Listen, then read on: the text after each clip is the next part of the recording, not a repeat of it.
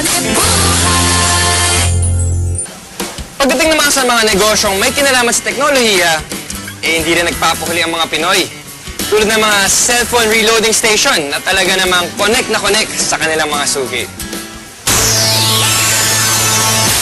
Sa panahon ngayon, isa na nga sa pangunahing pangangailangan natin ang cellphone.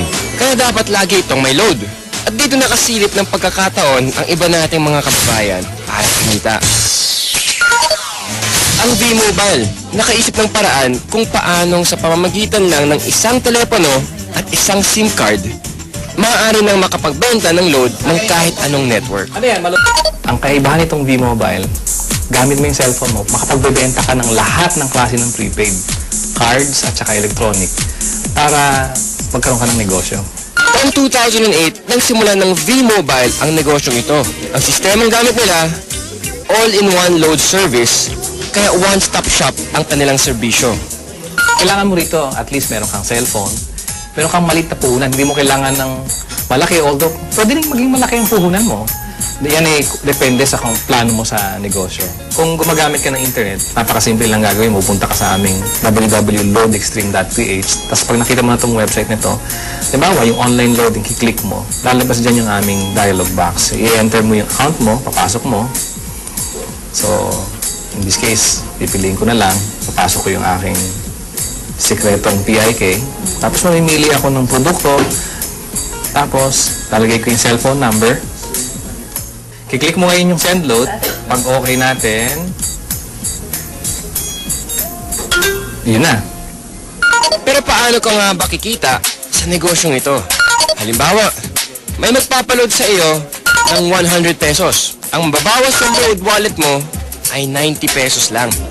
Ibig sabihin, may 10 piso kang kita sa bawat 100 na i-reload mo sa iyong customer.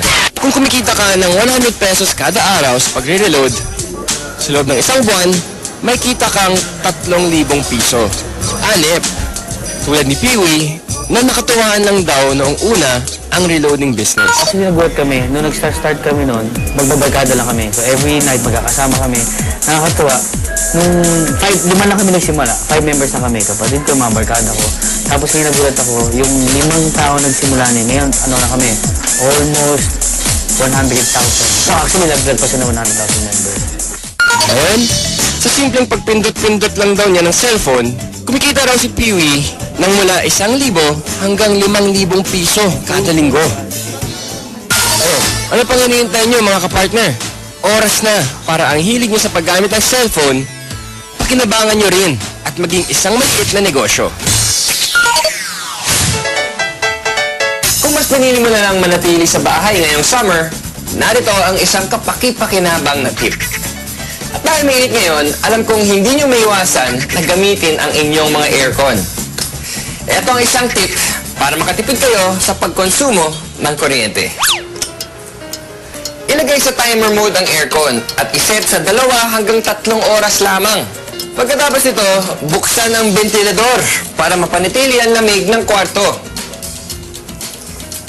May enjoy mo na ang lamig, makakatipid ka pa. O di ba? Pwede naman eh. Kaya mga kapartner, tandaan, dapat maging wais all the time. Ano ba masasabi natin? Wala akong masabi talaga.